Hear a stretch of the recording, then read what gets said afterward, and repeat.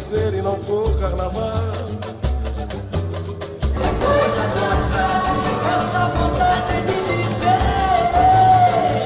É coisa nossa, essa vontade de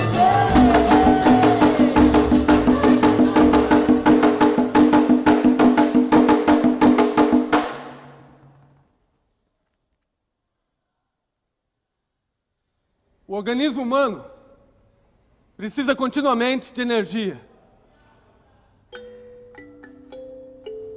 Em caso de carência alimentar, quando se passa fome, o organismo busca outras fontes de energia, armazenadas no corpo, especialmente no tecido adiposo.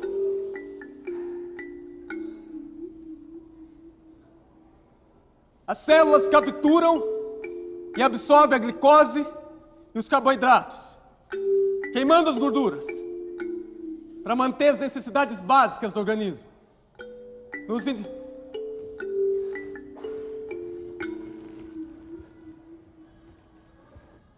Nos indivíduos que já não possuem gordura estocada, o organismo retira energia dos músculos, deixando o indivíduo esquelético. O corpo se alimenta de si mesmo. Sem outras fontes de energia, o cérebro também é prejudicado, perdendo aos poucos a função de comandar o corpo. Dificuldade de raciocínio, tontura, náusea, inconsciência são comuns nesse estágio. Na fase extrema da fome, o metabolismo já não trabalha normalmente. Ele fica lento, comprometendo o funcionamento de todos os órgãos e impedindo a produção de substâncias importantes, como os hormônios e as enzimas. Sem mais recursos para satisfazer a fome, o indivíduo morre.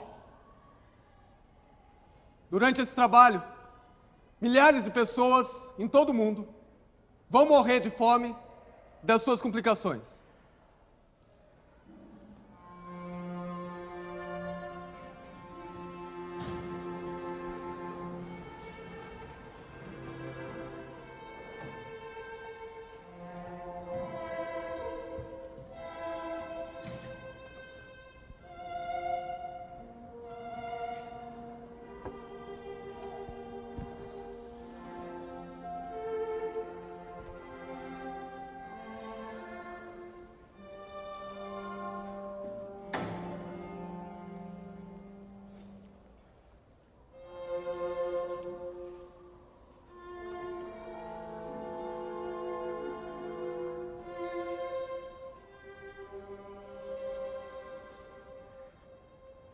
Nossa história começa com essa mesa.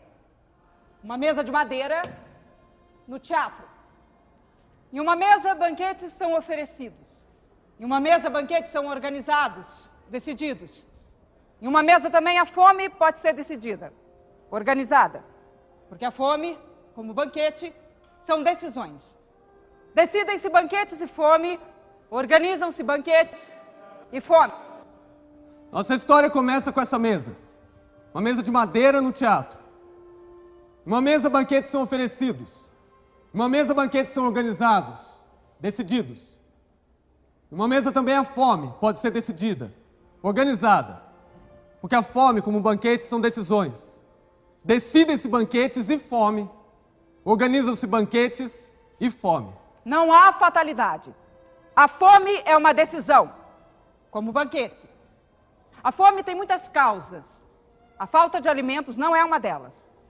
A causa da fome é a riqueza, não a pobreza. Há guerras, sim. Há secas, gafanhotos, inundações, pragas, sim. Mas a fome é uma decisão. No entanto, não se assinam, não se decretam, não se organizam banquetes e fome em uma mesa de teatro. Não é verdade? Uma mesa é uma metáfora. E uma mesa é também um documento. Como essa colher é documento. Essa colher. E metáfora. Documento e metáfora da fome, da luta contra a fome, da sobrevivência, do tempo e da história. Uma colher inspirada em um artista russo, Yuri Cooper. Gasta, de ferro, torta, carcomida, marcada pelo tempo. Uma colher histórica. Usura, desgaste, do ferro, da luta, da carne, do humano. Esta é a carne. Essa é a carne. E a carne é também documento. E a carne é também metáfora. Da luta, da dor, do sexo, do amor, do suor, da vida, da morte. E tudo, carne, colher, mesa, madeira, metáfora ou documento, documento e metáfora, tudo existe no tempo, existe no espaço. E ele também, tempo e espaço, é documento e metáfora. Uma história humana, no mundo, no teatro.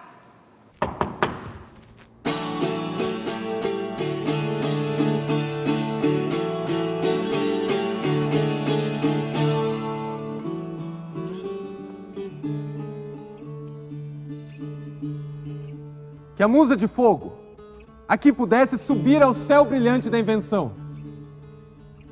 Reinos, no palco, príncipes, atores, monarcas a observar a pompa cênica. Então o próprio Henrique, qual guerreiro de Marte, assumiria o porte. E atrás, presos quais cães, a fome, a espada e o fogo aguardariam ordens. Mas perdoe os mesquinhos espíritos que aqui ousaram, neste humilde tablado, apresentar tema tão grande. Conterá tal arena as planícies da França? Ou poderemos segurar, nesse cercado de madeira, os elmos que assustaram os ares de Agincourt?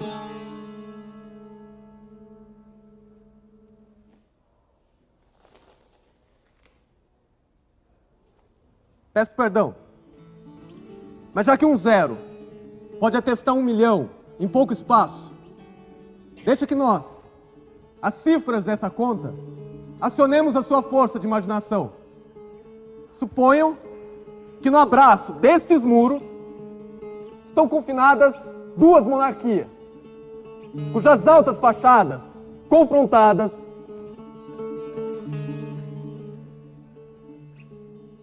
uma nesga de mar feroz separa.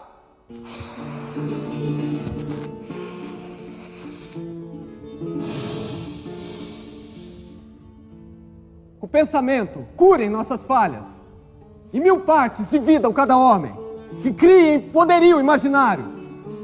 Pensem ver os cavalos de que falamos, imprimindo na terra suas pegadas, pois suas mentes vestem nossos reis, carregando-os por terras e por tempos, juntando o que acontece em muitos anos em 1 hora, 2 horas e 10. E para ajudá-los, admitam-me o coro nessa história, para que de sua paciência eu peça que julguem com bondade a nossa peça.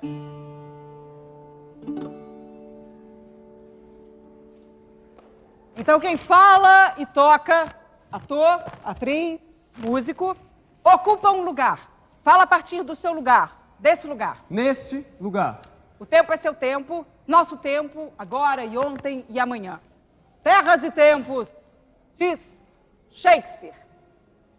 Invasão, genocídio, escravidão, latifúndio, monocultura, agronegócio, commodities, especulação.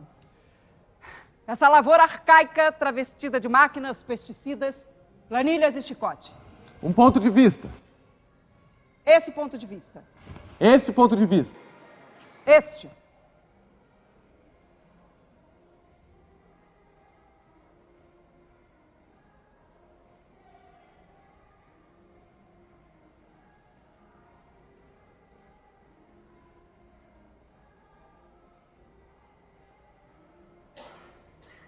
A humanidade, disse Josué de Castro, se divide em 2 grupos: os que não comem e os que não dormem, com medo daqueles que passam fome.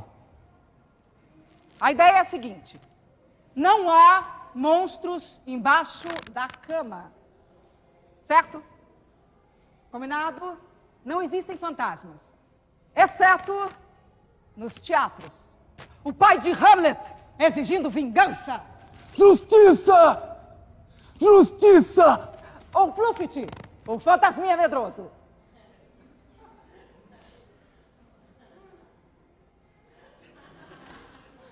É a história da porta aberta da dor. Alguém abre a porta, alguém inventa a porta, há uma porta e há uma dor. E há também a luta que expulsa a dor, que tenta expulsar a dor.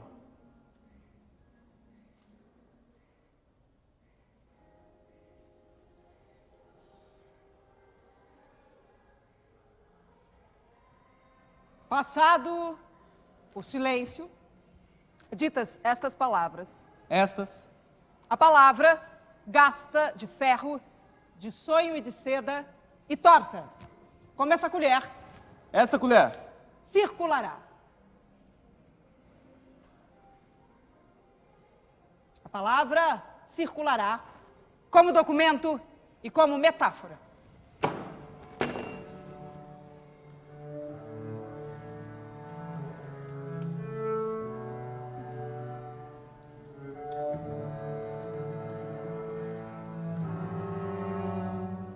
Los cristianos con sus caballos y espadas y lanzas comienzan a hacer matanzas y crueldades extrañas en ellos. Entraban en los pueblos, ni dejaban niños, ni viejos, ni mujeres preñadas, ni paridas, que no desbarrigaban y hacían pedazos, como si dieran en unos corderos metidos en sus apriscos. Hacían apuestas sobre quién de una cuchillada abría el hombre por medio. O le cortava a cabeça de um piquete, ou le cobria as entranhas. Os cristãos, com seus cavalos e espadas e lanças, começam a fazer matanças e crueldades estranhas. Entravam nos povoados indígenas, não deixavam crianças e velhos, nem mulheres grávidas ou paridas, que não estripavam e faziam em pedaços, como se fossem cordeiros em seus currais. Faziam apostas sobre quem com uma única facada abria um homem ao meio, ou cortava sua cabeça com um golpe, ou expunha suas entranhas. Tomavam as crianças dos seios de suas mães, pelas pernas, e as jogavam de cabeça contra as pedras. Outros as atiravam nos rios, rindo e gozando, e caindo na água diziam, mexam agora. E outras crianças enfiavam a espada com as mães junto, e todos aqueles que estavam por perto. Faziam umas forcas longas, de modo que os pés quase tocavam a terra. E de 3 em 3, em honra e reverência a nosso Redentor e aos 12 apóstolos, colocando lenha e fogo, queimavam-nos vivos. Outros eram atados ou amarrados em todo o corpo com palha seca e depois punham fogo. Assim, os queimavam.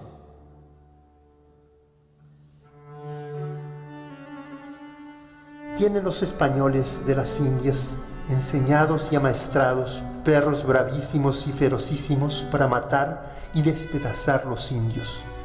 Sepan todos los que son verdaderos cristianos y aun los que no lo son, si se oyó en el mundo tal obra, que para mantener los dichos perros traen muchos indios en cadenas. Os espanhóis que estão nas Índias possuem cães muito selvagens, instruídos e ensinados a matar e despedaçar os índios.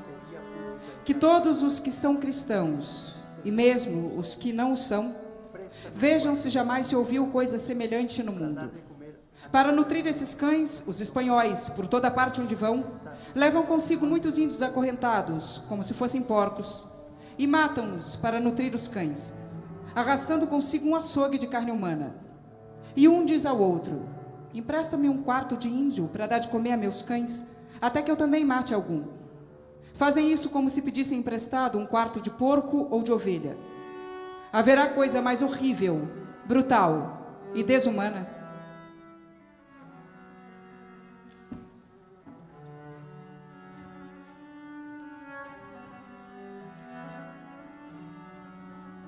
Boa noite. Boa noite. Para a próxima cena agora, a gente vai precisar um pouco da ajuda de vocês. Uma participação, uma pequena participação. Não vai precisar vir aqui na frente, nada. É daí, de onde vocês estão mesmo. Tá? Tudo bem? A gente só vai precisar da mão de vocês. Das duas. Quem puder, né? Aê, melhorou. Vamos para aquecer, gente. Vamos. Na verdade, 2 dedos primeiro. 4, né? Fecha eles assim. Isso. A gente vai bater bem devagar um no outro. Uma mão na outra. Não precisa ser todo mundo junto, não, mas bem devagar.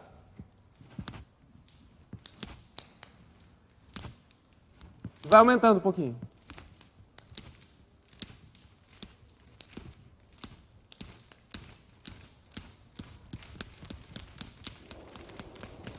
Quatro dedos agora. Palma com palma.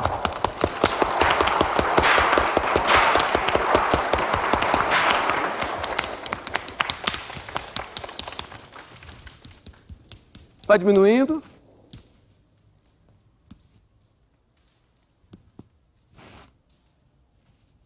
Pronto, agora a gente já ensaiou, a gente pode fazer para a cena, certo? Tudo bem? Então, 2 dedos, não precisa ser todo mundo junto, bem devagar.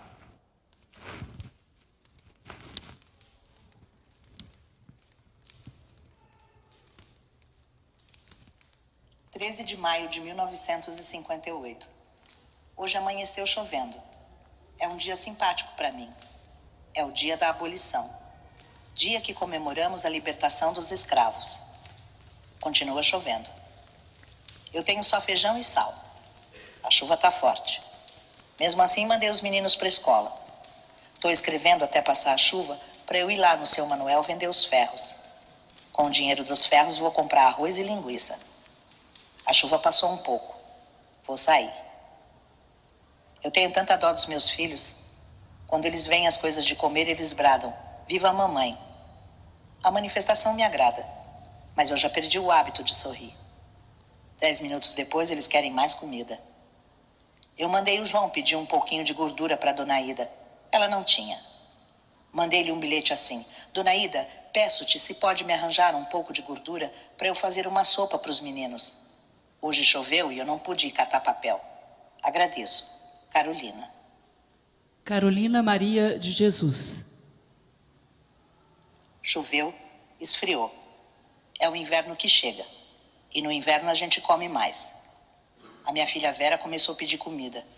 E eu não tinha. Era a reprise do espetáculo. Eu estava com 2 cruzeiros. Pretendia comprar um pouco de farinha para fazer um virado. Fui pedir um pouco de banha para Dona Alice. Ela me deu a banha e arroz. Era 9 horas da noite quando comemos. E assim, no dia 13 de maio de 1958, eu lutava contra a escravatura atual, a fome.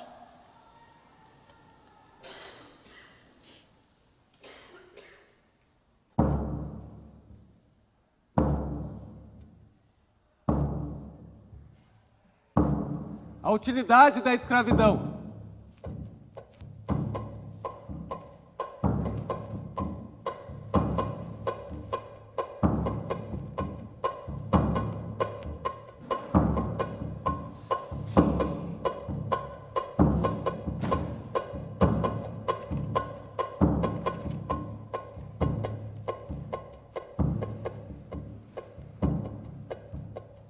A escravidão é um fato social, como são ainda o despotismo e a aristocracia, como já foram a compra da mulher, a propriedade do pai sobre os filhos e tantas outras instituições antigas. A escravidão caduca, mas ainda não morreu. Ainda se prendem a ela graves interesses de um povo. É quanto basta para merecer o respeito. Lançar o ódio sobre as instituições vigentes, qualificando seus defensores de espíritos mesquinhos e retrógrados, é um terrível precedente em matéria de reforma.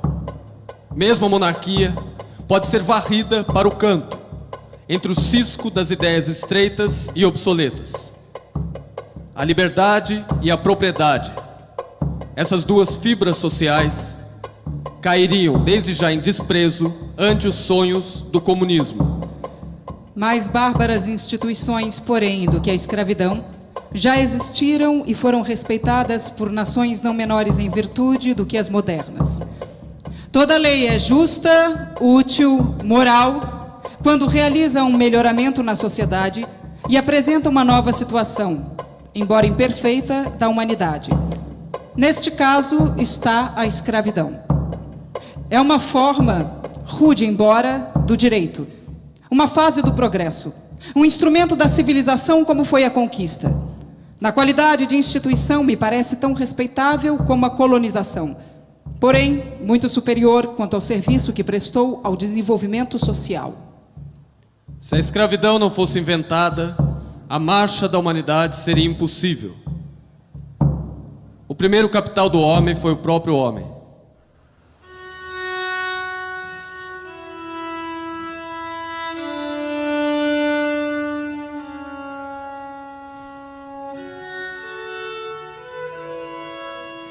Na Europa, a salutar influência do cristianismo adoçou a escravidão. E a organização da sociedade foi operando nela uma transformação lenta. Entrou aquela antiquíssima instituição em outra fase, a servidão, que só foi completamente extinta com a Revolução Francesa. O escravo deixou de ser coisa ou animal. Tornou-se homem, como exigia Sêneca. Mas o homem propriedade, preso ao solo ou à pessoa do senhor feudal. Havia 500 anos que se extinguira na Europa a escravidão, quando no século XV ressurge ela de repente e no seio da civilização. Por que razão? Os filantropos abolicionistas, elevados pela utopia, não sabem explicar este acontecimento. Vendo a escravidão por um prisma odioso, recusam-lhe uma ação benéfica no desenvolvimento humano. Ressurge a escravidão no século XV, suscitada pela mesma indeclinável necessidade que a tinha criado em princípio e mantido por tantos milênios. Se a raça indígena suportasse a escravidão, o tráfico não passara de acidente e efêmero. Mas, por uma lei misteriosa, essa grande família humana estava fatalmente condenada a desaparecer da face da terra. E não havia para encher o vácuo, senão a raça africana. Ao continente selvagem, o homem selvagem. Sem a escravidão africana e o tráfico que a realizou, a América seria ainda hoje um vasto deserto. O escravo era um instrumento indispensável. Tentaram supri-lo com o índio. Este preferiu o extermínio. Vem muito a propósito parodiar a palavra célebre de Aristóteles. Se a enxada se movesse por si mesma, era possível dispensar o escravo.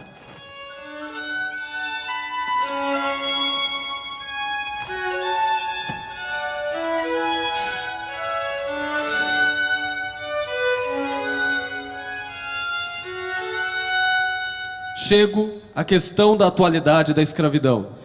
É a escravidão um princípio exausto, que produziu todos seus bons efeitos e tornou-se, portanto, um abuso, um luxo de iniquidade e opressão? Nego.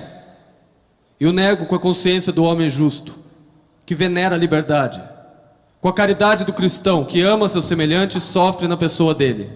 A raça branca, embora reduzisse o africano à condição de uma mercadoria, nobilitou-o não só pelo contato, como pela transfusão do homem civilizado.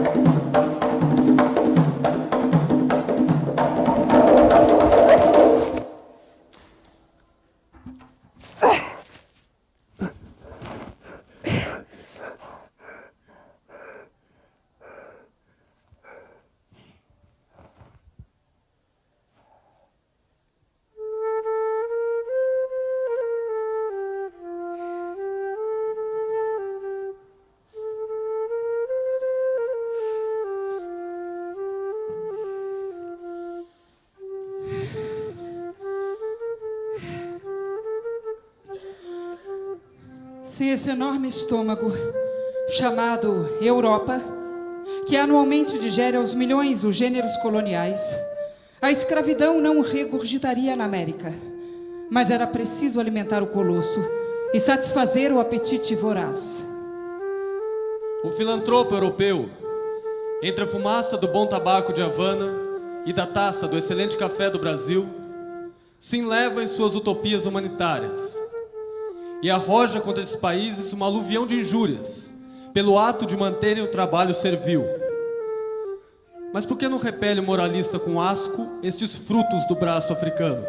Em sua teoria, a bebida aromática, a especiaria, o açúcar e o delicioso tabaco são o sangue e a medula do escravo. Não obstante, ele o saboreia. Sua filantropia não suporta esse pequeno sacrifício de um gozo requintado. E, contudo, exige dos países produtores que, em homenagem à utopia, arruinem sua indústria e ameacem a sociedade com uma sublevação. Um espírito de tolerância e generosidade, próprio do caráter brasileiro, desde muito que transforma sensivelmente a instituição. Pode-se afirmar que não temos já a verdadeira escravidão, porém o simples usufruto da liberdade, ou talvez uma alocação de serviços contratados implicitamente entre o senhor e o Estado como tutor do incapaz.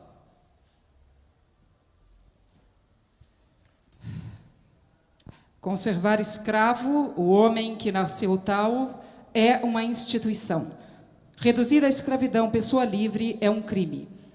A única transição possível entre a escravidão e a liberdade é aquela que se opera nos costumes e na índole da sociedade. O domínio do senhor se reduz, então, a uma tutela benéfica. Viesse ao Brasil algum estrangeiro, desses que devaneiam em sonhos filantrópicos nas poltronas estufadas dos salões parisienses, e entrasse no seio de uma família brasileira, vendo a dona da casa, senhora de primeira classe, desvelar-se na cabeceira do escravo enfermo, ele pensaria que a filantropia já não tinha o que fazer onde morava desde muito a caridade.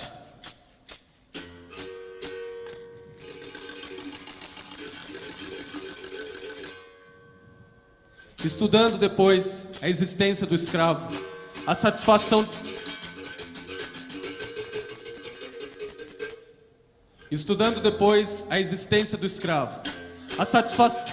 de sua alma, a liberdade que lhe concede a benevolência do Senhor, se convenceria que esta revolução dos costumes trabalha mais poderosamente para a extinção da escravatura do que uma lei porventura votada no parlamento.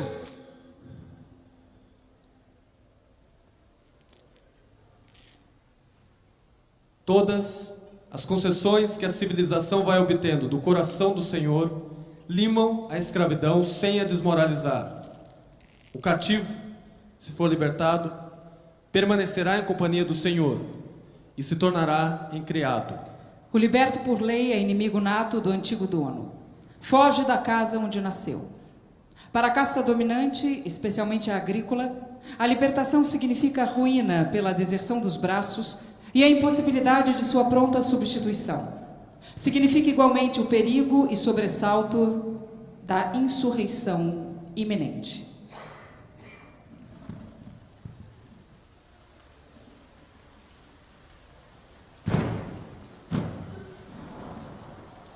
José de Alencar. Escritor e político, 1867.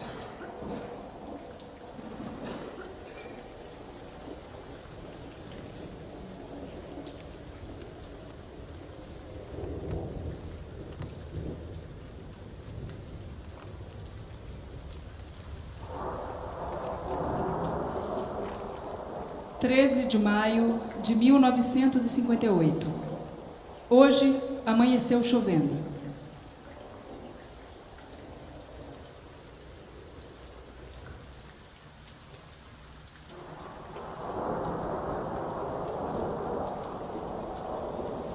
É um dia simpático para mim. É o dia da abolição. Dia em que comemoramos a libertação dos escravos. 70 anos, 100 anos, 130 anos.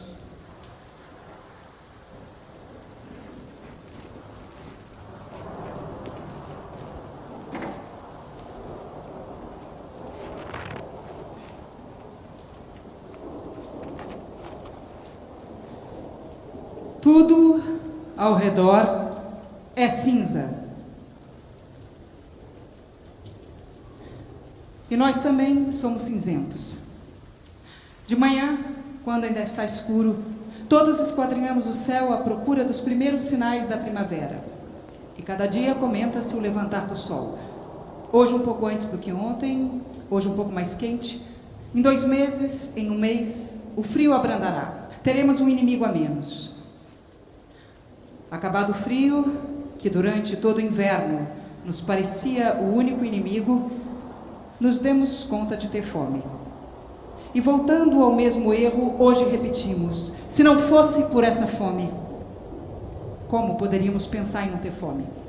O campo de concentração é a fome. Nós mesmos somos a fome, uma fome viva. Assim como nossa fome não é apenas a sensação de quem deixou de almoçar, nossa maneira de termos frio mereceria uma denominação específica. Dizemos fome. Dizemos cansaço, medo e dor. Dizemos inverno. Mas trata-se de outras coisas. Essas são palavras livres, criadas, usadas por homens livres, que viviam entre alegrias e tristezas nas suas casas. Se os campos de extermínio tivessem durado mais tempo, teria nascido uma nova, áspera linguagem. E ela nos faz falta agora, para explicar o que significa trabalhar o dia inteiro no vento, abaixo de zero, vestindo apenas camisa, roupa de baixo, casaco e calças de brim, e tendo dentro de si fraqueza, fome e a consciência da morte que chega. Primo Levi.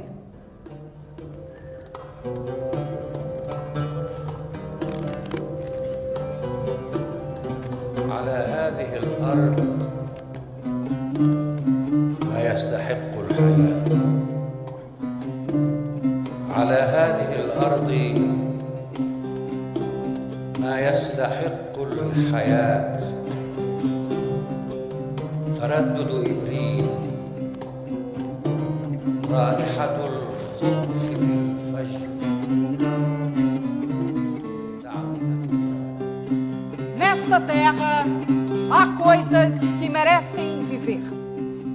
A hesitação de abril, o cheiro do pão ao amanhecer, as opiniões de uma mulher sobre os homens, os escritos de Ésquilo, o início do amor, a erva sobre uma pedra, as mães de pé sobre um fio de flauta e o medo que a recordação inspira aos conquistadores. Nesta terra há coisas que merecem viver. O fim de setembro, uma mulher que entra nos 40 com todo seu vigor, a hora de sol na prisão, as nuvens que imitam um bando de criaturas, as aclamações de um povo pelos que caminham sorridentes para a morte, e o medo que as canções inspiram aos tiranos. Nesta terra há coisas que merecem viver. Nesta terra está a dona da terra, mãe dos prelúdios e dos epílogos. Chamavam-lhe Palestina. Continua a chamar-se Palestina. Minha dama, eu mereço viver, porque você é minha dama.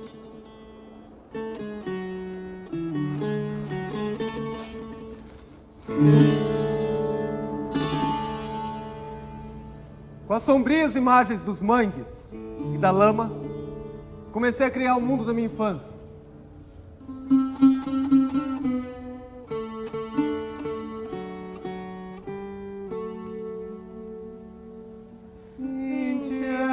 Sobre a terra, cavando faltoso pão. 20 anos de promessa com a mesma enxada na mão. 14 filhos no mundo, fora os que estão no caixão. Peguei na espingarda velha como quem pega o enxadão. Com a força que a fome dá pra quem defende seu pão. Foi assim que eu vi e senti fumigar dentro de mim a terrível descoberta da fome. Da fome de uma população inteira, escravizada, a angústia de encontrar o que comer. Vi os caranguejos espumando de fome na beira da água, à espera que a correnteza lhes trouxesse um pouco de comida. Uma casca de fruta, um peixe morto, um pedaço de bosta, que eles arrastariam para o seco, matando sua fome. E vi também os homens sentados na balaustrada do velho cais, a murmurarem monossílabos, com um talo de capim enfiado na boca, chupando o suco verde do capim, deixando escorrer pelo canto da boca uma saliva esverdeada, que me parecia ter a mesma origem da espuma dos caranguejos. Era a baba da fome. Pouco a pouco, por sua obsessiva presença, esse vago desenho foi ganhando relevo e forma em meu espírito. Fui compreendendo que toda a vida dessa gente girava sempre em torno de uma só obsessão: a angústia da fome. Sua linguagem era uma linguagem que quase não fazia alusão a outra coisa. Só gíria. Era carregada de palavras evocando comidas. As comidas que desejavam, com desenfreado apetite. Para tudo se dizia: é uma sopa, é uma canja, é uma ova, é um abacaxi, é batata, é pão, queijo. Era como se essa gíria fosse uma compensação mental de um povo sempre faminto, de um povo inteiro de barriga vazia, mas com a cabeça cheia de comidas imaginárias. É que a comida lhes havia subido a cabeça, como o sexo sobe a cabeça dos impotentes, aqueles famintos de amor. Vê-los agir, falar, lutar, sofrer, viver e morrer, era ver a própria fome modelando com suas despóticas mãos de ferro os heróis do maior drama da humanidade, o drama da fome. Pensei a princípio que a fome fosse um triste privilégio dessa área onde eu vivia, a área dos mangues. Verifiquei depois que no cenário da fome do Nordeste, os mangues eram uma verdadeira terra de promissão, que atraía homens vindos de outras áreas de mais fome ainda, da área das secas e da área da monocultura da cana-de-açúcar, onde a indústria açucareira esmagava, com a mesma indiferença, a cana e o homem, reduzindo tudo a bagaço. Era um curso inteiro que eu fazia sobre a fome, quando ouvia, com interesse sempre crescente, as intermináveis histórias de meu pai sobre as agruras sofridas pela nossa família na seca de 1877. Da presença da fome na zona do açúcar, tomei conhecimento mais detalhado através do relato monótono de dois velhos negros que tinham sido escravos na juventude e desfilavam suas memórias da época enquanto cortavam grama para os cavalos de meu pai. Até mesmo quando ia me distrair, assistindo os cantadores de feira ou ao espetáculo do Bumba Meu Boi, que eu encontrava diante de mim, representando, falando, gesticulando, era sempre a fome em seus numerosos disfarces. Eram os violeiros, cantando. Triste vida de cordeiro junto à Lagoa Amarela.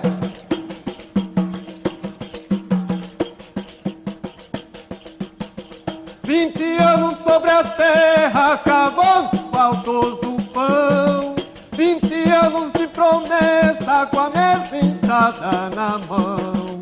14 filhos do mundo, fora os que estão no caixão. Peguei na espingarda velha como quem pega o enxadão. Com a força que a fome dá pra quem defende seu pão. 20 anos sobre a terra, acabando faltoso pão.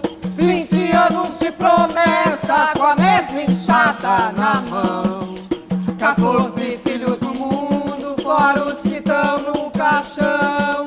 Peguei na espingarda velha como quem pega o enxadão, com a força que a fome dá pra quem defende seu pão. Com a força que a fome dá pra quem defende seu pão. E no bumba meu boi, o que eu via era um estranho boi, de 2 pernas apenas. O mais humano dos bois que eu já tinha encontrado na vida. Sofrendo como um homem, chorando e revoltando-se como gente. E eu me tomava de amores por aquele boi magro e seco. Tão magro e tão seco. E na verdade era só cabeça. E na cabeça eram só chifres. Enormes chifres balançando no ar, como um fantasma de boi.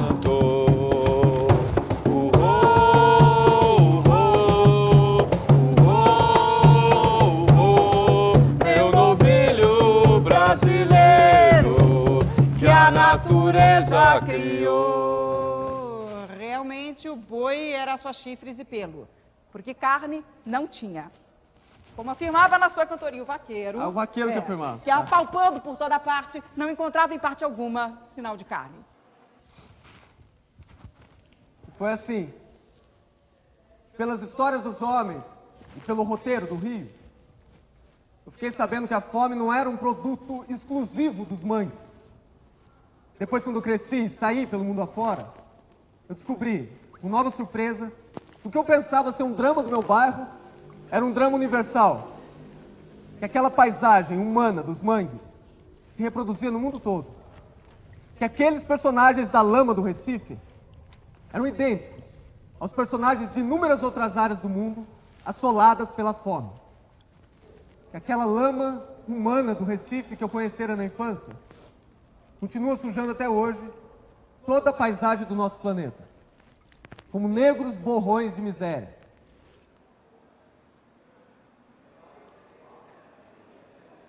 As negras manchas demográficas da geografia da fome.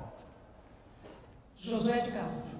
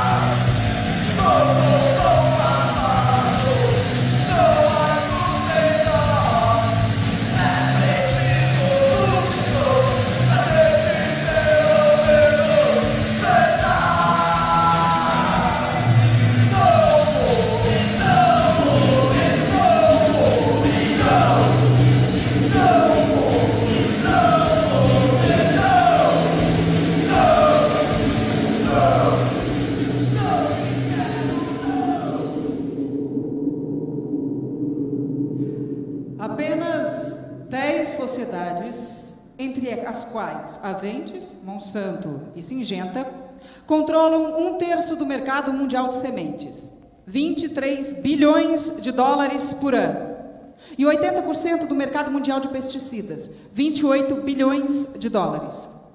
10 outras sociedades, entre elas a Cargill, controlam 57% das vendas das 30 maiores varejistas do mundo e representam, essas mesmas 10 sociedades, 37% das receitas das 100 maiores sociedades fabricantes de produtos alimentícios e de bebidas. Vocês estão me acompanhando, gente?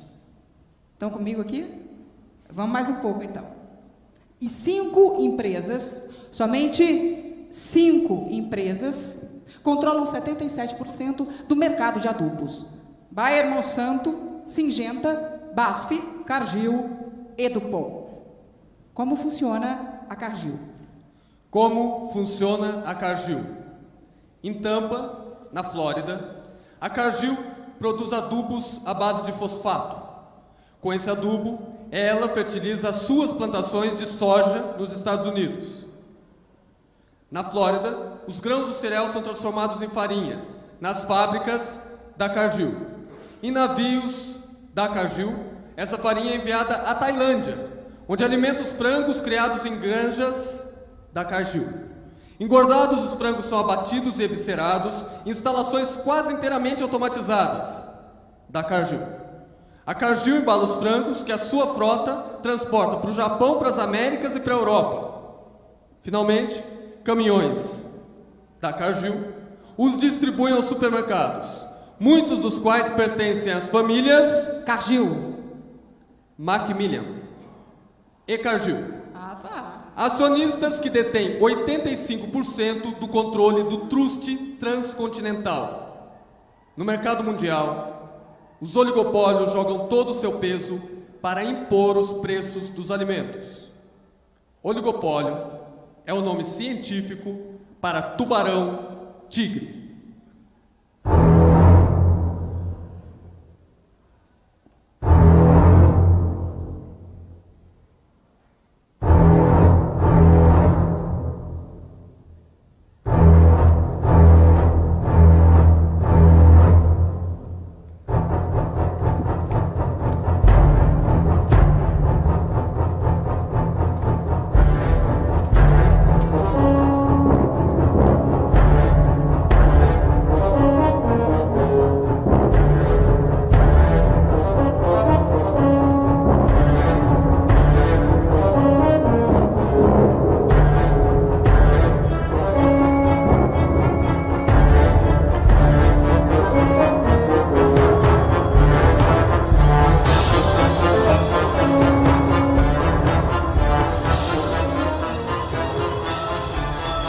O tubarão-tigre é um animal enorme da família dos carcarrinídeos, carnívoro e extremamente voraz.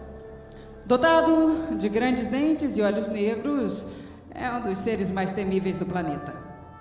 Está presente em todos os mares temperados e tropicais, preferindo as águas turvas. Com suas mandíbulas, é capaz de exercer uma força de várias toneladas por centímetro quadrado.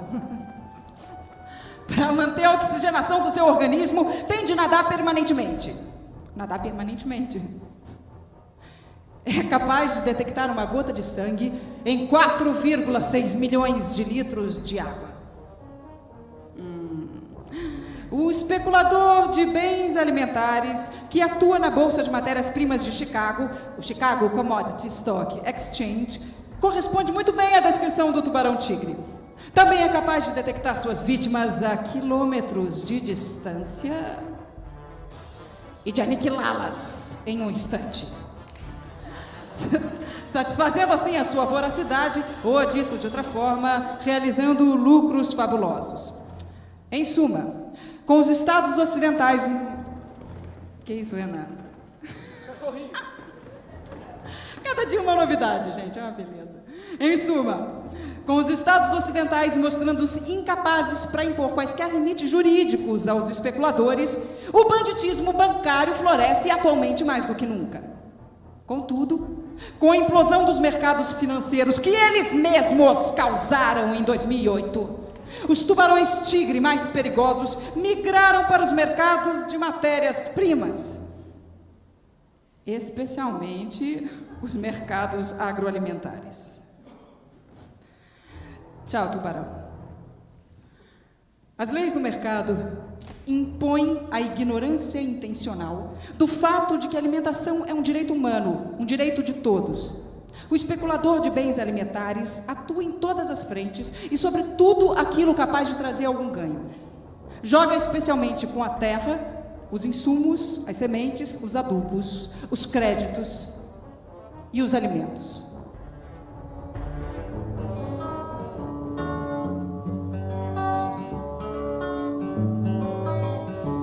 Señores, voy a contarles lo del abastecimiento que causa tanto tormento a gente tan refinada.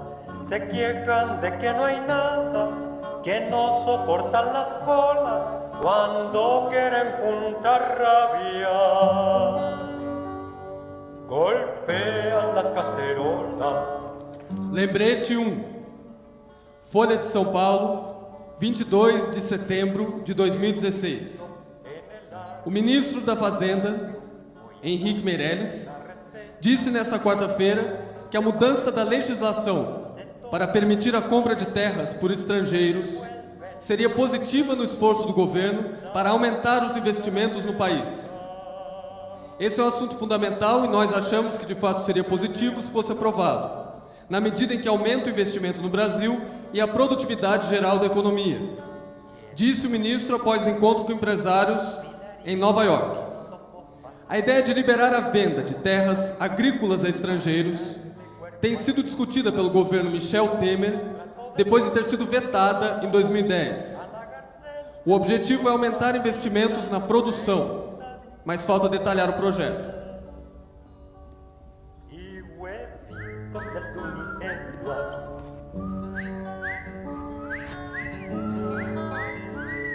Usted que inventó la dieta y come a la americana, que se come a la familia Barros Luco y Barros Carpa, como tiene neurastenia por cuestiones de comida, cuando recete otro paro, también pare la cocina.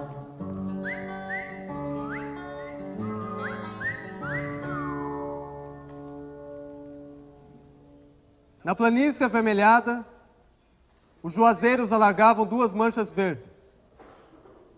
Os infelizes tinham caminhado o dia inteiro. Estavam cansados e famintos. Ordinariamente andavam pouco, mas como haviam repousado bastante na areia do rio seco, a viagem progredira bem 3 léguas. Fazia horas que procuravam uma sombra. A folhagem dos juazeiros apareceu longe, através dos galhos pelados da caatinga rala. Assim começa Vidas Secas, romance de Graciliano Ramos, publicado em 1938. Eles continuam caminhando, famintos. A história não acabou.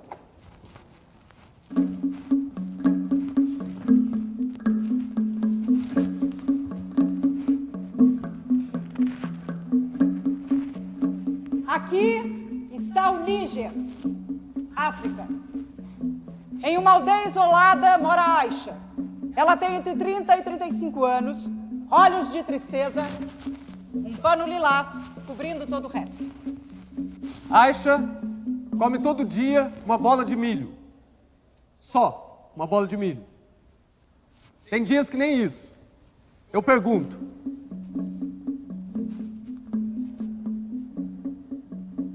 se você pudesse pedir o que quisesse para um gênio da lâmpada,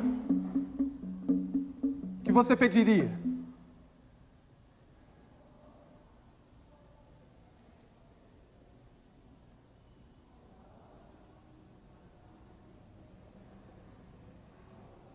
Aisha demorou um tempo, como se estivesse diante de uma coisa impensável. O que eu quero é uma vaca que me dê muito leite. Se eu vender um pouco do leite, posso comprar as coisas para fazer doce e vender no mercado. Com isso eu me ajeitaria mais ou menos. O que eu estou dizendo é que o gênio da lâmpada, ele pode te dar qualquer coisa, o que você pedir. De verdade? Qualquer coisa? Sim, qualquer coisa.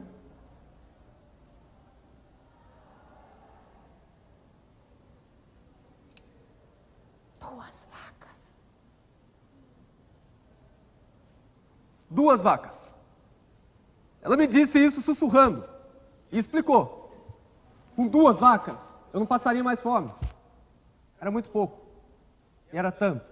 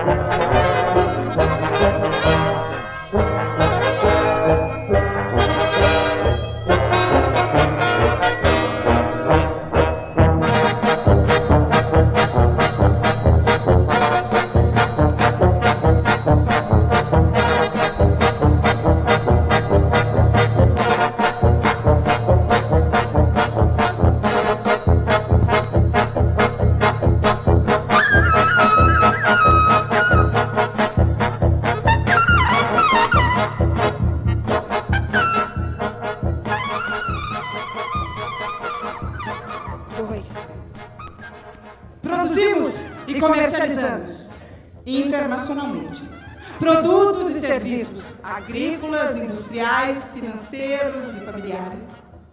Em parceria é boa essa palavra, hein?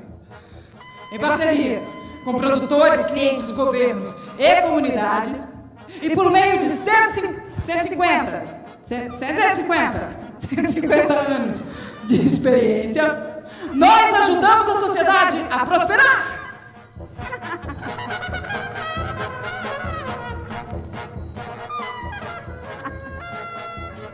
Temos 150 de novo, 150 mil funcionários em 70 países. 70 países preocupados em alimentar o mundo de forma responsável, reduzindo impactos ambientais.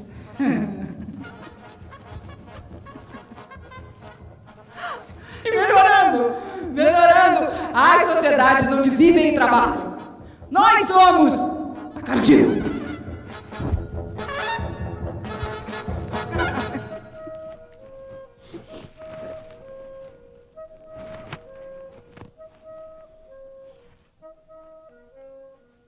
Bilhões de pessoas dependem do que os agricultores produzem. E outras bilhões dependerão no futuro. Nas próximas décadas, os agricultores terão que produzir uma quantidade de alimentos comparável à soma de tudo que já produziram nos últimos 10.000 anos. Nosso objetivo é trabalhar em conjunto com os agricultores, pesquisadores e diversas instituições para aumentar a produtividade e tornar a agricultura mais sustentável. Nós ajudamos a produzir mais alimentos, desenvolvendo sementes, biotecnologia e produtos para a proteção de cultivos. Nós somos a Monsanto.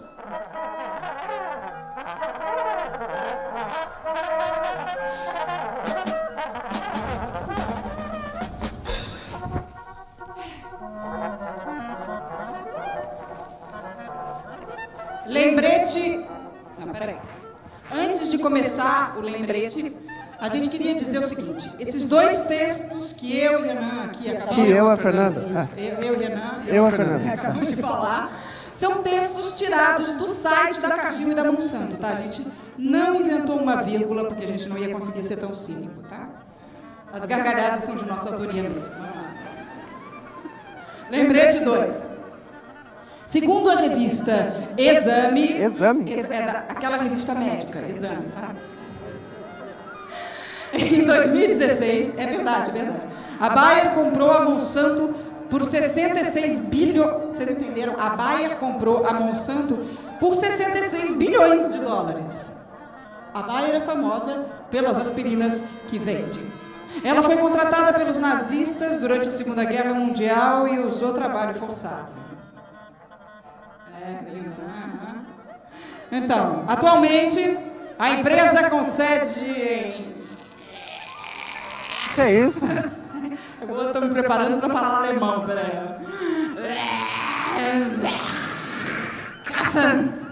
É do Bayer Leverkusen. Na Alemanha. Fabrica medicamentos e tem uma unidade de ciências agrícolas que produz maconha.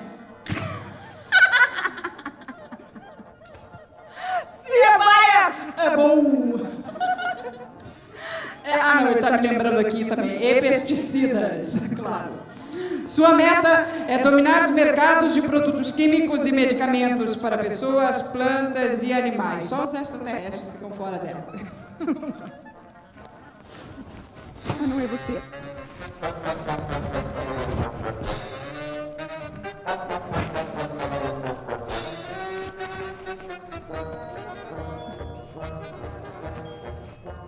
Lembrete 3. É da Exame também. É da Exame. A Monsanto é famosa por produzir alguns produtos químicos controversos e altamente tóxicos, como os bifenilos policlorados. Bobagem. Não é bobagem, não. Conhecidos como PCBs e atualmente banidos. PCB banido, vocês entenderam? O Prestes está se revirando no túmulo. E o herbicida agente laranja, que foi utilizado pelo exército dos Estados Unidos da América no Vietnã. A Monsanto comercializou o herbicida Roundup. Roundup. Oi? Roundup, é que o acento é texano. Roundup. A Monsanto comercializou o herbicida Roundup nos anos 70 e começou a desenvolver milho e sementes de soja geneticamente modificados nos anos 1980.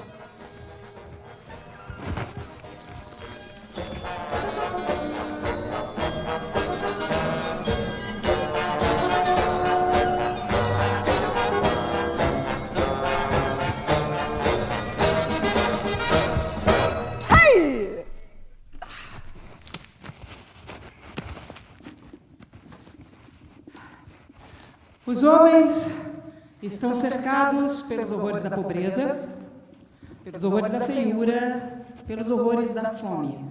É inevitável que se emocionem diante de tudo isso. As emoções são despertadas muito mais rapidamente do que a inteligência. É muito mais fácil sentir simpatia pelos que sofrem do que sentir simpatia por uma ideia.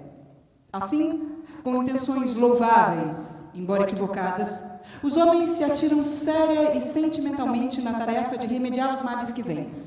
Mas seus remédios não curam a doença, eles só a prolongam. Na realidade, seus remédios fazem parte da doença. Eles buscam solucionar o problema da pobreza, por exemplo, mantendo vivo o pobre.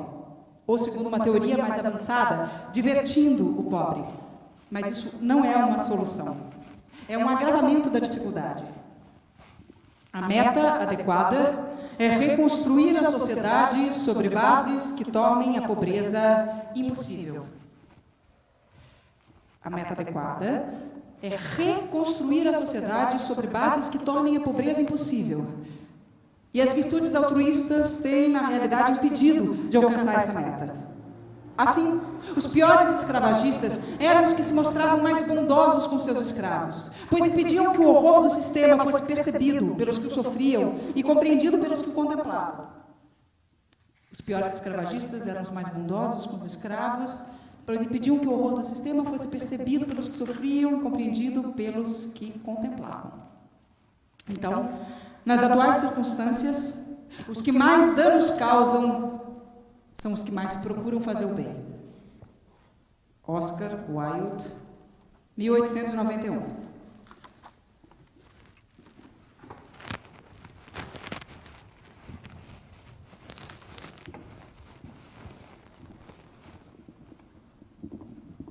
Estética da fome. A América Latina permanece colônia, e o que diferencia o colonialismo de ontem do atual é apenas a forma mais aprimorada do colonizador. E além dos colonizadores de fato, as formas sutis daqueles que também sobre nós armam futuros botes.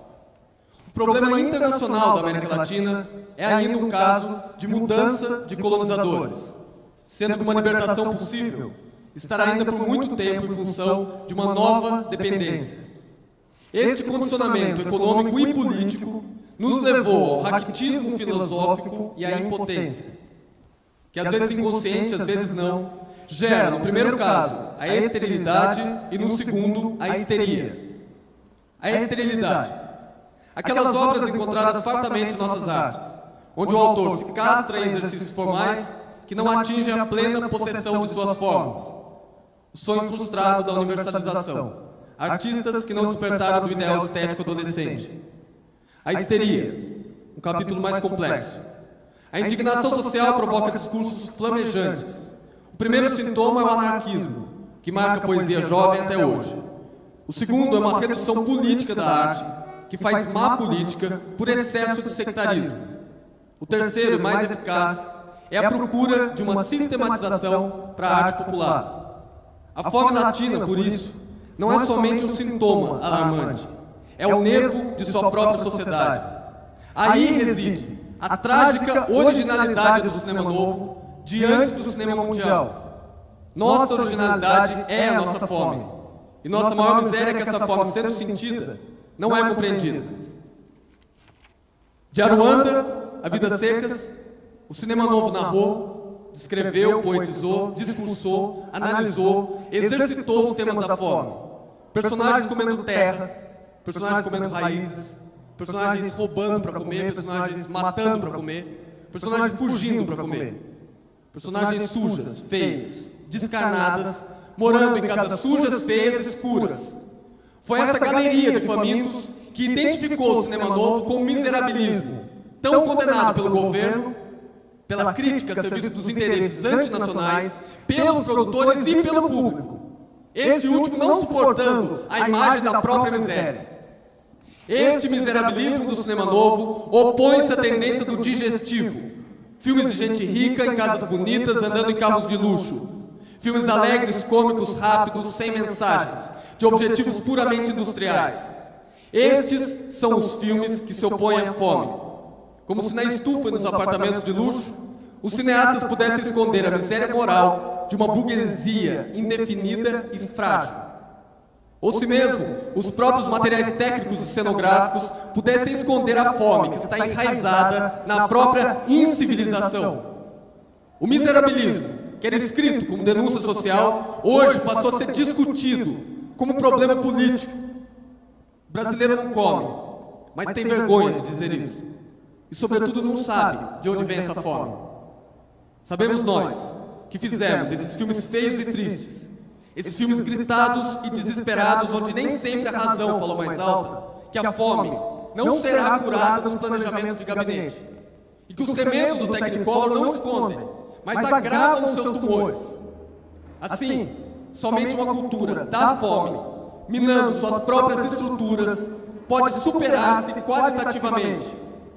A mais nobre manifestação cultural da fome é a violência.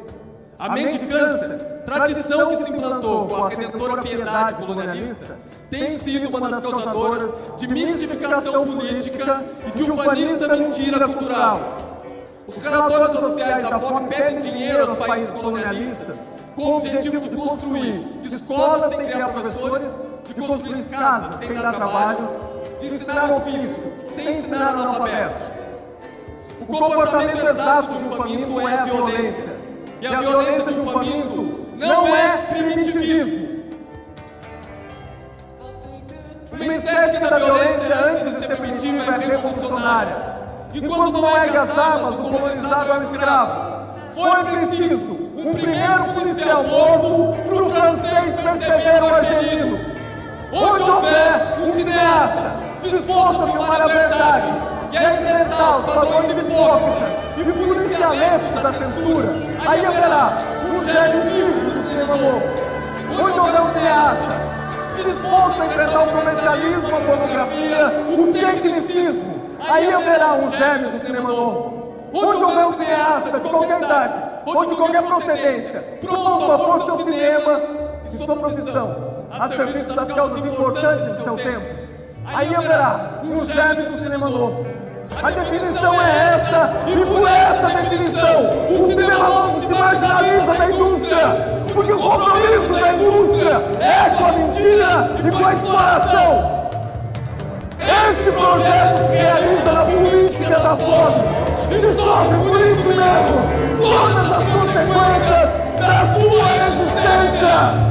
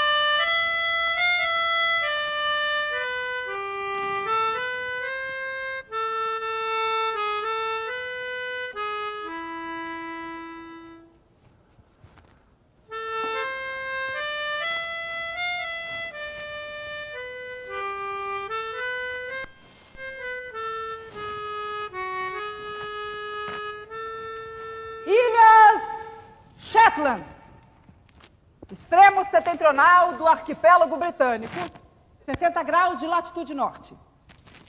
Nessas ilhas desenvolveram-se os menores cavalos do mundo. Acreditava-se que os pôneis das Ilhas Shetland fossem uma raça de cavalos. Mas quando alguns negociantes decidiram criar pôneis nos Estados Unidos...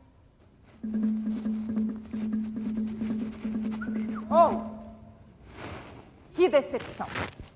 Em algumas gerações eles ficaram do tamanho de cavalos normais. É que não há raça de pôneis.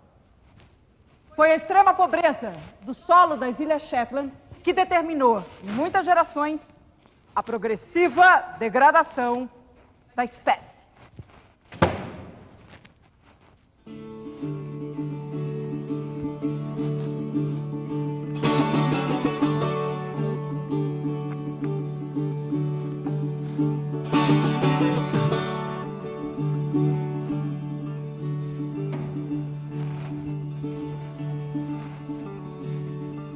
Um dia cansado que tava da fome que eu tinha, eu não tinha nada, que fome que eu tinha, que seca danada no meu Ceará.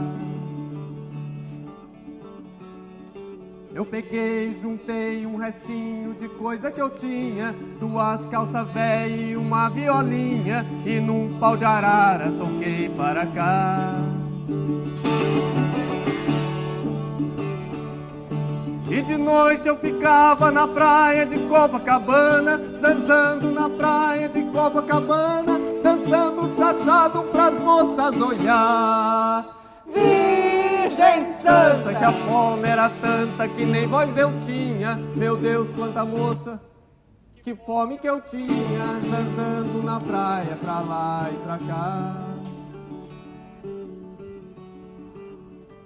Foi então que eu resolvi comer Gilete.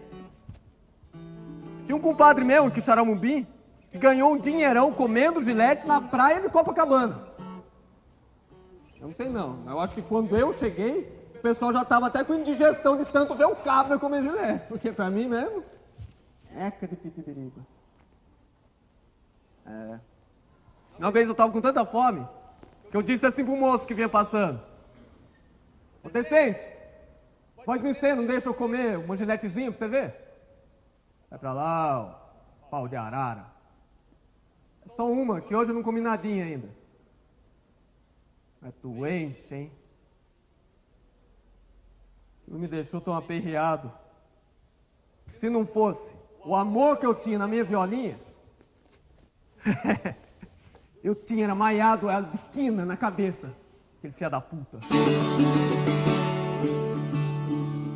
Puxa vida, não tinha uma vida pior do que a minha. Que vida danada, que fome que eu tinha, dançando na praia pra lá e pra cá. Quando eu via toda aquela gente num come que come, eu juro que tinha saudade da fome que eu tinha no meu Ceará. E aí eu pegava e cantava e dançava o chachado, e só conseguia porque no chachado a gente só pode mesmo se arrastar. Virgem Santa, que a fome era tanta que até parecia que mesmo chachando meu corpo sumia, igual se tivesse querendo voar. Às vezes a fome era tanta, mas tanta, e vira e mexe a gente arrumava uma briga só pra pular uma boia lá no xadrez. É claro que depois a gente já, perdão da palavra, a gente devolvia tudo depois. Porque a boia já vinha daquele jeito, estragada, né? Aí enquanto ela tava ali, quietinha, quentinha. Eita, que felicidade. Mas agora as coisas estão melhorando. Outros tempos. Tem uma dona muito bondosa lá em Higienópolis que adora me ver comer caco de brito. Ô, bondade da porra. Já consegui juntar 50 merréis. Quando eu juntar mais um tanto eu volto. Volto pro meu Ceará.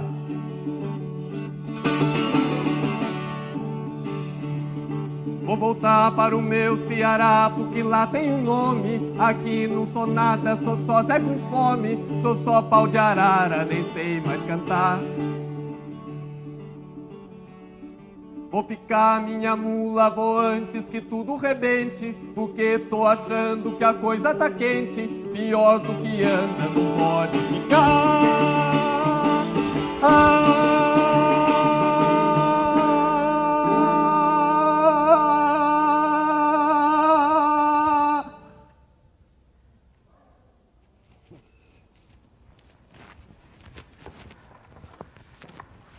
Uma civilização que é capaz de resolver os problemas que seu funcionamento suscita é uma civilização decadente.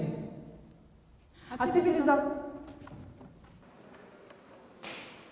civilização chamada europeia, a civilização ocidental, tal como foi moldada por 2 séculos de regime burguês, é incapaz de resolver os 2 principais problemas que sua existência originou. O problema do proletariado e o problema colonial. Segurança, cultura, justiça. Em todo lugar onde existe colonizador e colonizado frente a frente, só há lugar para a força, a brutalidade, a crueldade, o sadismo, o golpe. E como paródia, a formação cultural. A fabricação apressada de alguns milhares de subalternos, de empregados domésticos, de artesãos, de empregados do comércio e dos intérpretes necessários para o bom funcionamento dos negócios. Entre colonizador e colonizado, só há lugar para o trabalho forçado, a intimidação, a pressão à polícia, o tributo, o roubo, a violação, a cultura imposta, o desprezo, a desconfiança, o silêncio dos cemitérios, a presunção, a grosseria, as elites descerebradas, as massas aviltadas. Colonização igual coisificação.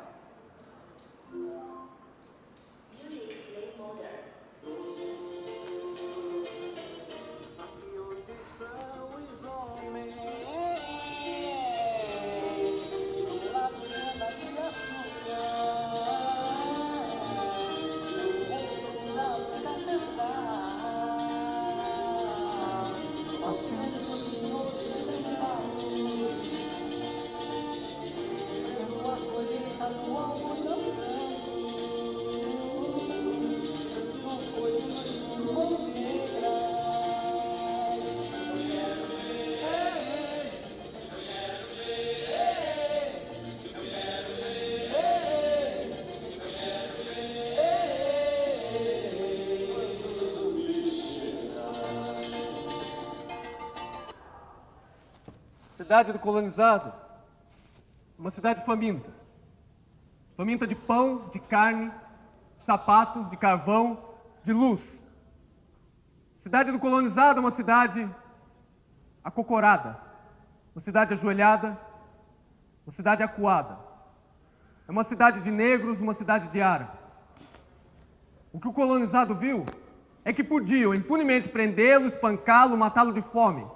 E nenhum professor de moral, nenhum padre, jamais veio receber as pancadas em seu lugar, nem dividir com ele o seu pão. Durante a colonização, o colonizado não cessa de se libertar, entre 9 horas da noite e 6 horas da manhã. Mas o confronto não pode ser adiado indefinidamente. Companheiro. Essa palavra, companheiro, vem do latim compares. Da onde? Do latim. Latim compares. Que significa aquele com quem dividimos o nosso pão. Aquele ou aquela em quem confiamos o suficiente para que venha se sentar na nossa mesa e dividir nossas ideias, vitórias e derrotas, erros e acertos. Ou para simplesmente dividir um pedaço de pão.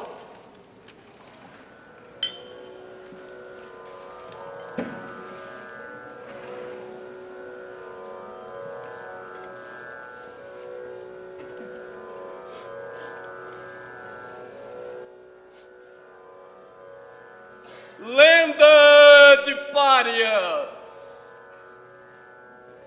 2 viajantes indianos que caminhavam juntos pela estrada começaram a discutir na encruzilhada de um bosque.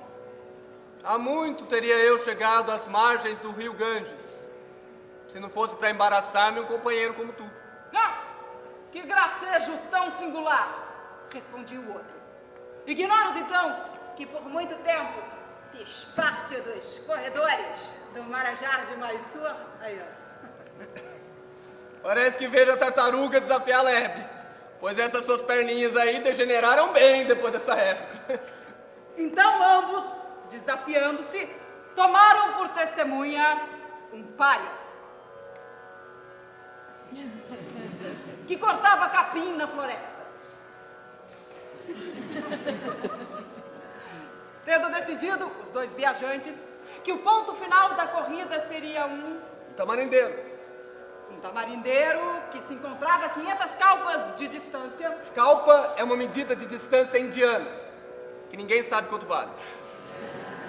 Depuseram seus alforjes abundantemente recheados de alimentos de toda a espécie.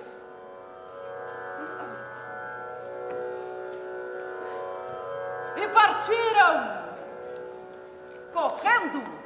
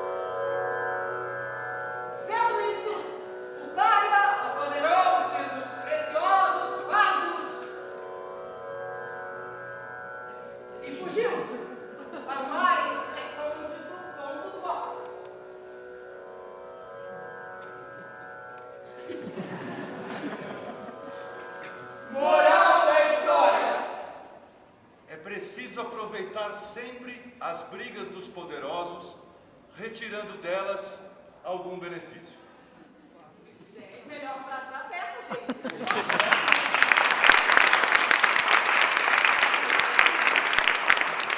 Quem tem fome tem pressa. Para boa fome não tem mau pão. Para boa fome não tem pão velho. Quem tem fome sonha com pão. Há pão de 15 dias, fome de 3 semanas. Pão de pobre cai sempre com a margarina para baixo. Casa onde não tem pão, todos brigam e ninguém tem razão. Deus dá farinha, mas não amassa o pão. Deus dá nozes a quem não tem dentes. Em tempo de guerra, o urubu é frango. A fome é má conselheira. A fome é boa cozinheira. A fome não espera pela fartura. A fome é o melhor tempero. A fome não tem lei. E não mata, engorda. Quem tem fome, tudo come. Saco vazio não para em pé. Barriga vazia não conhece alegria. Comida pouca, meu pirão primeiro. É melhor ter um ovo hoje do que uma galinha amanhã. Mais vale um farto do que 2 famintos. Quando a fome bate a porta, ó, o amor sai pela janela. Formosura não mata a fome. Quem tem sede não morre de fome. Casa é onde não tem fome.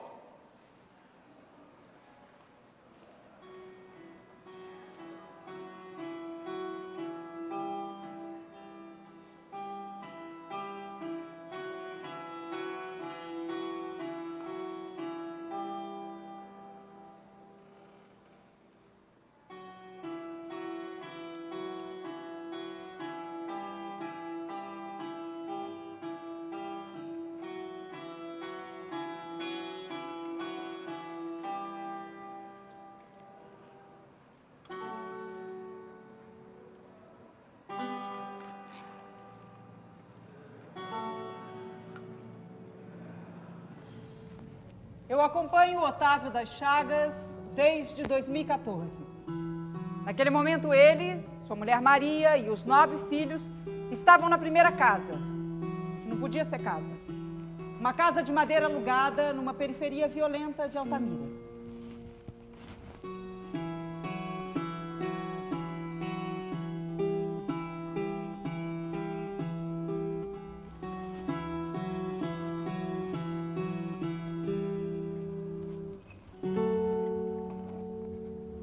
Em 2015, mudaram-se para uma unidade de reassentamento urbano coletivo, RUC, nome dos conjuntos habitacionais padronizados que a Norte Energia construiu para abrigar as vítimas de remoção compulsória. Em 2016, dividiram-se. Os 2 filhos mais velhos permaneceram na casa padronizada, um deles já com sua própria família. Otávio, Maria e os filhos mais jovens transferiram-se para uma casa doada por um grupo de austríacos que se comoveu com as tribulações do pescador, sem rio e sem letras. Todas as vezes em que bati em cada uma das 3 portas, eles passavam fome. Tinham teto, mas passavam fome. Era oficialmente uma casa, mas passavam fome. E todas as vezes havia somente água na geladeira. A semana passada tinha também uma cebola pequena. Fome é algo que fracasso em descrever. A fome não se escreve. Carolina Maria de Jesus, a escritora brasileira que conhecia a fome, escreveu: a fome é amarela. Maria, a mãe, tenta fazer caber nas palavras o que sente, quando chega a passar até 2 dias sem comer. Dá uma dor no estômago, uma tontice, é uma pista, mas ainda não é a fome por escrito. Eu não sei o que fazer quando os meus filhos ficam pedindo por comida. Ela continua. Encaro os olhos fundos de Adriano, menino de 7 anos. Entendo sem letras. Entendo, mas sigo sem alcançar. Meu olhar não afunda nos olhos de poço. Me falta experiência.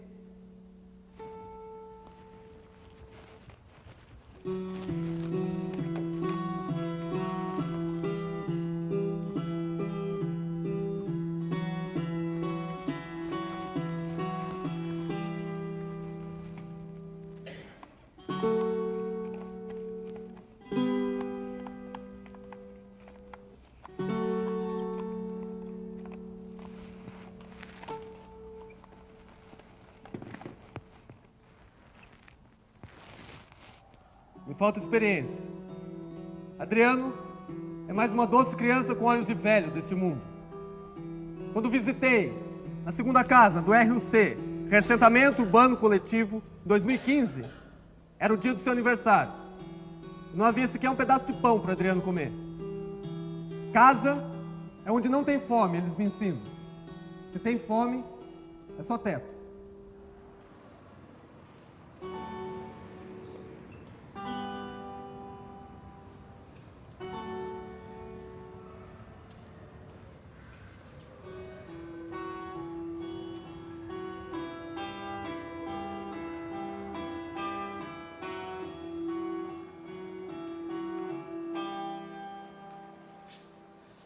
Otávio e sua família viviam há mais de 30 anos na Ilha de Maria, uma das centenas de ilhas do Xingu. Quando são expulsos da ilha a qual pertencem, Otávio, Maria e seus filhos já não reconhecem, nem se reconhecem, porque a ilha era também espelho. Se alguém é obrigado a deixar sua terra por conta de uma guerra, de um terremoto ou da fome, haverá sempre a terra que ficou, haverá ruínas, haverá os mortos ali enterrados para dar conta do que foram, mesmo que nunca possam voltar. Otávio, Maria e seus filhos perderam a materialidade do que viveram, a memória física do que eram, do que são. Tudo o que dizia deles virou água. Pela força de Belo Monte, da ilha afogada no Asque é um retrato. Restou a eles apontar as cicatrizes que documentam uma vida no único território que lhes restou, o do próprio corpo. Quando foi expulso, Em 2012, Otávio assinou com o dedo papéis que não era capaz de ler.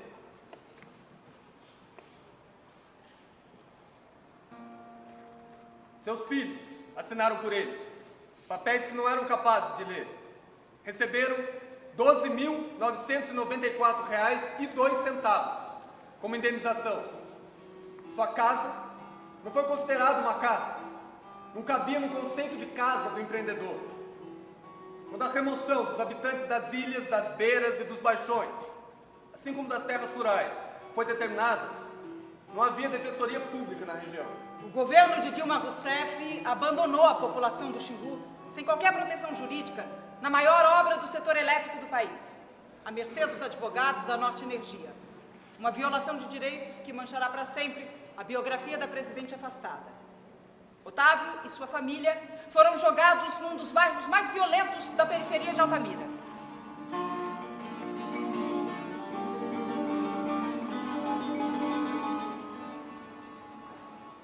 Nesse bairro, eles pagavam um aluguel que, junto com a doença de uma das filhas, comeu todo o dinheiro da indenização em alguns meses.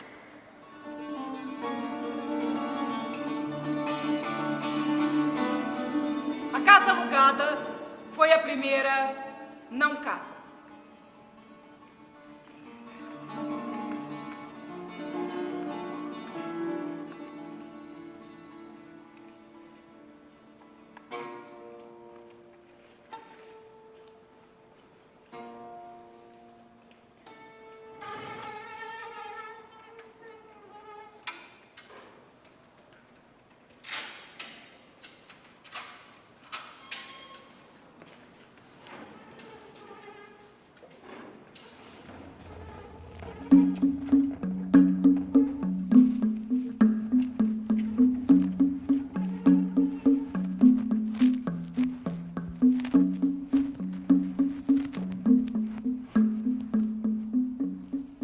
Vi homens sentados na balaustrada do velho cais, a murmurarem monossílabos com um talo de capim enfiado na boca, chupando o suco verde do capim e deixando escorrer pelo canto da boca uma saliva esverdeada, que me parecia ter a mesma origem da espuma dos caranguejos.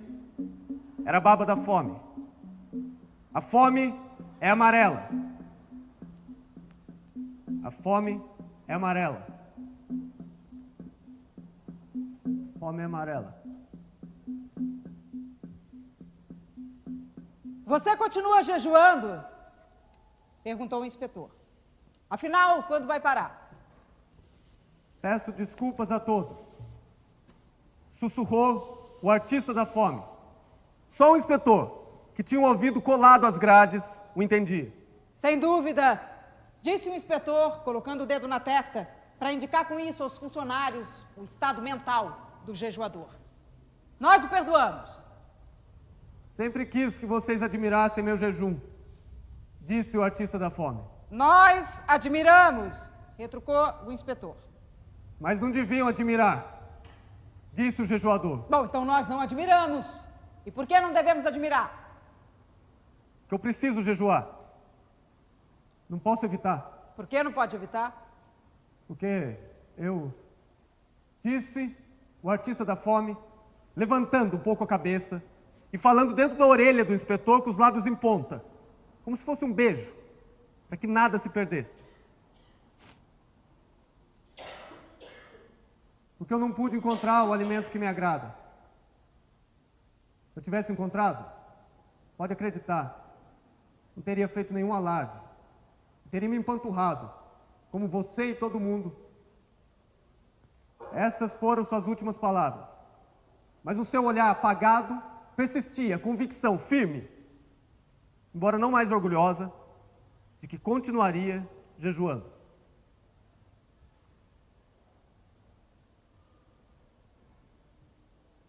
Limpa isso daqui, disse o inspetor. E enterraram o artista da fome junto com a palha. Na jaula, puseram uma jovem pantera. Até mesmo as pessoas mais insensíveis acharam agradável ver o animal selvagem pulando na jaula, que durante muito tempo parecera tão lúgubre. Nada lhe faltava. A comida, que lhe agradava, Era trazida pontualmente pelos empregados e ela nem mesmo dava a impressão de sentir ausência de liberdade. Aquele corpo nobre, provido até estourar de todo o necessário, dava a impressão de carregar consigo a própria liberdade. Ela parecia estar escondida em algum lugar das suas mandíbulas. E a alegria de viver brotava da sua garganta com tamanha intensidade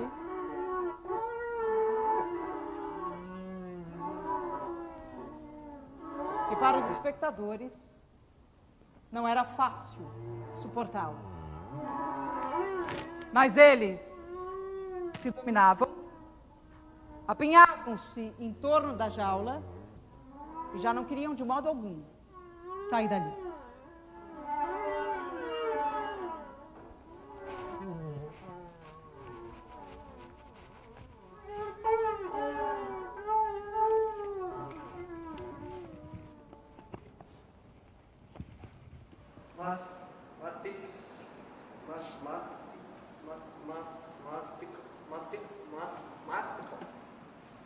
Masticlo.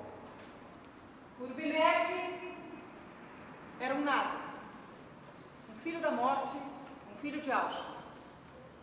Parecia ter 3 anos. Ninguém sabia nada dele. Não falava, não tinha nome.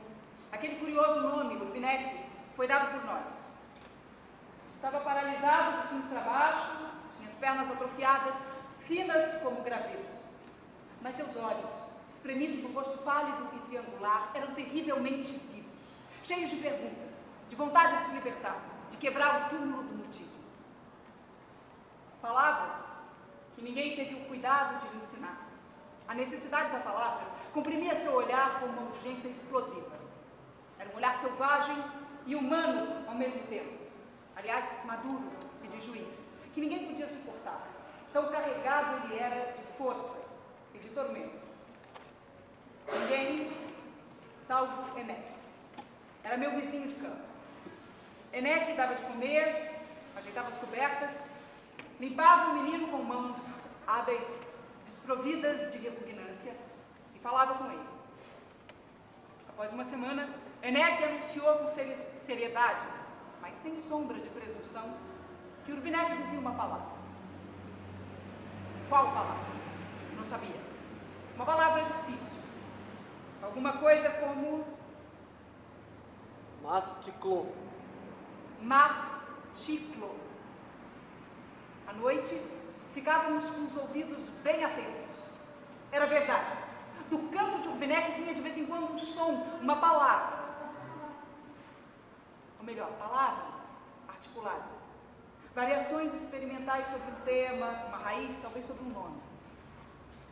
Urbinec continuou enquanto viveu nas suas experimentações obstinadas. Nos dias seguintes, nós o ouvíamos em silêncio, ansiosos por entender. E havia entre nós falantes de todas as línguas da Europa. Mas a palavra de Urbinec permaneceu secreta. Não era certamente uma mensagem ou uma revelação. Talvez fosse seu nome, se tivesse tido a sorte de ter um nome. Talvez quisesse dizer fome. Fome. Ou então Pão. Pão. Ou Carne. carne. Urbinec, que tinha 3 anos e talvez tivesse nascido em Auschwitz, que nunca tinha visto uma árvore. Urbinec, que combateu como um adulto até o último respiro para conquistar sua entrada no mundo dos homens, do qual uma força brutal o havia banido. Urbinec, sem nome, cujo minúsculo antebraço também foi marcado, mesmo assim, com a tatuagem de Auschwitz.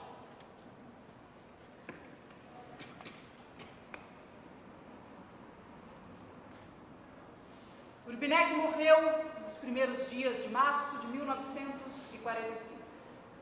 Livre, mas não redimido. Dele não resta nada. Urbinec testemunha através dessas palavras.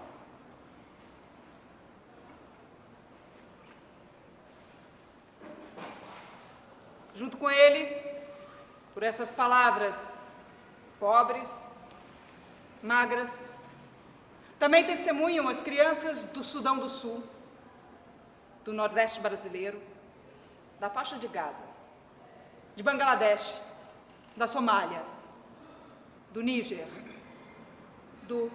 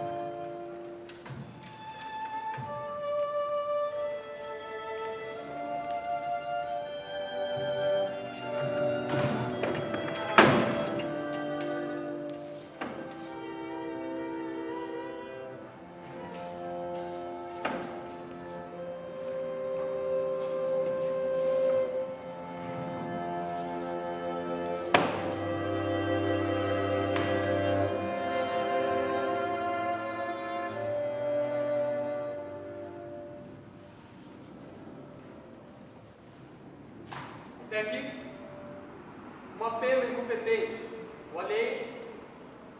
Contamos nossa história. Final a aposta. Essa mesa muda.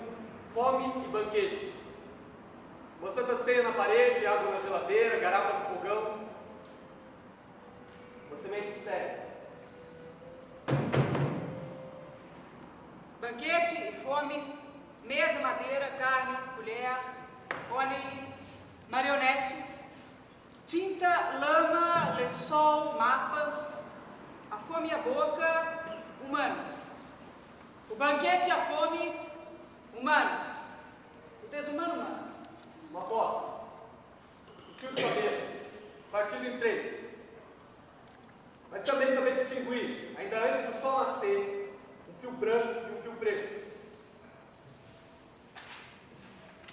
Porque é certo que um dia o sol se apagará e ele não será engolido pelo jaguar. Será apenas mais uma estrela que morre. Isso é, o jaguar vai engolir o sol. É o que diz uma antiga história indígena. A metáfora, o discurso, a história e o real. A realidade, a pedra, a mesa, a fome, dinheiro, vidas secas, fome zero, país da fome. Assim como é certo que um dia será o nosso último dia sobre a Terra. E nossa vida terá valido a pena. Ou não. Terá sido uma aventura digna. Ou vã. Sim. Sim, uma afirmação, sim. Mas há uma interrogação. Sim? Metáfora ou documento? Uma carne documento. Com uma carne decisão. Teatro. Tudo terá sido humano. Mas que humano? Que humano? Meu pai, minha mãe, companheiros dividindo pão, camaradas, uma história comum, em comum, na sala ou na rua. Pão e terra, pão e liberdade, igualdade, fraternidade, justiça, socialismo. Uma mesa muda.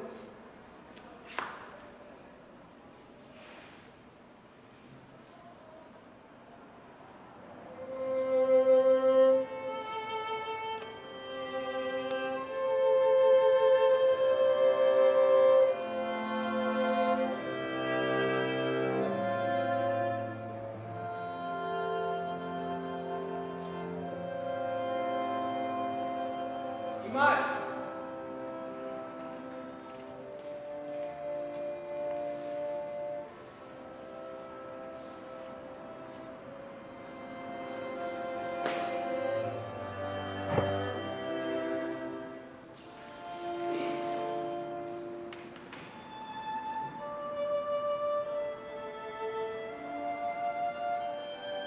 Esses são desenhos de bisões. Eles foram feitos há 15 mil anos em cavernas do sul da França. Os bisões têm flechas cravadas na carne.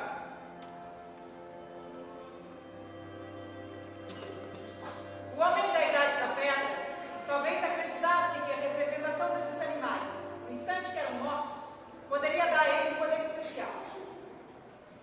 Em um mundo de necessidade e fome, é fácil explicar essa superstição. Hoje, 800 milhões de pessoas passam fome.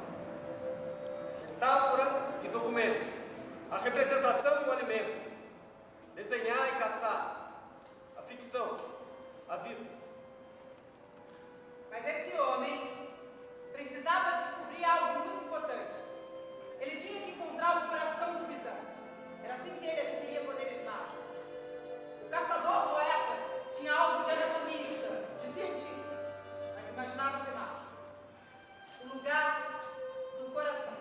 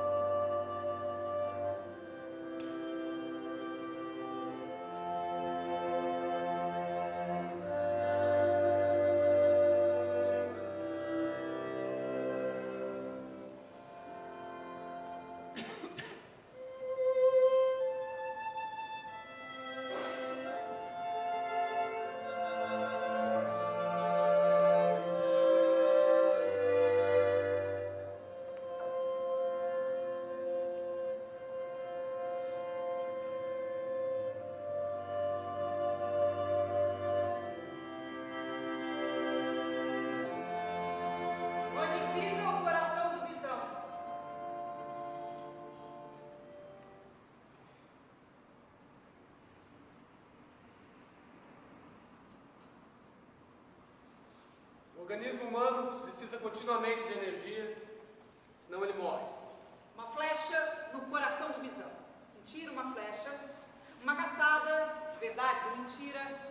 Matar a fome com uma música. Beethoven. Com um poema. João Cabral.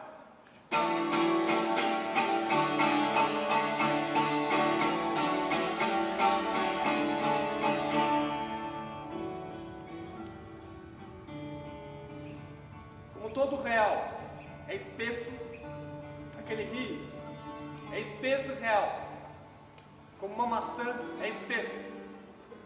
Como um cachorro é mais espesso do que uma maçã. Como é mais espesso o sangue do cachorro do que o próprio cachorro. Como é mais espesso um homem do que o sangue do cachorro.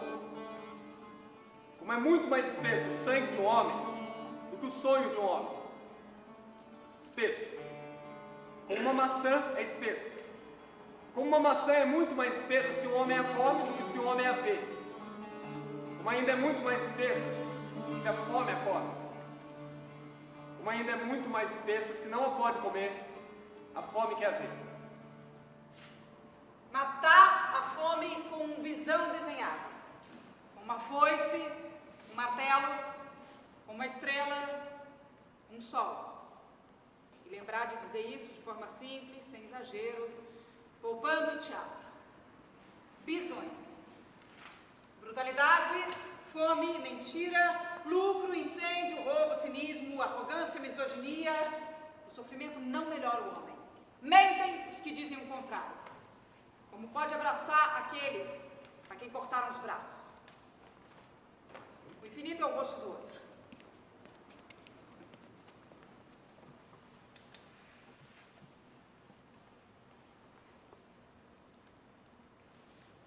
Aqui acaba essa história. História.doc, teatro.doc, fome.doc.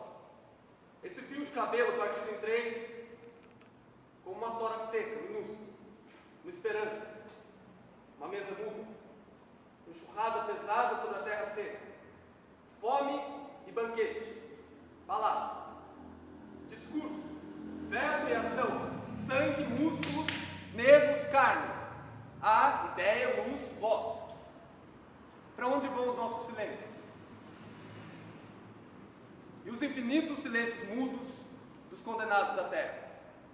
Aqui, Onde estão os homens? Nós conhecemos essa história. De um lado, cana-de-açúcar, do outro lado, cafezal.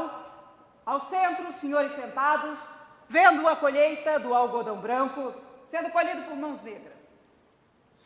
É a letra da música. A memória de um horror, entre tantos horrores. E Deus? Deus é uma das mais poderosas invenções da humanidade. Metáfora, documento, o território e o mapa, a fome e a boca, a flecha e o bisão, a luta e o casaco guardado no armário, enquanto milhões passam frio lá fora. No solstício de inverno, nosso ano novo, pagão. Desmoronam as paredes do teatro. Muita luz.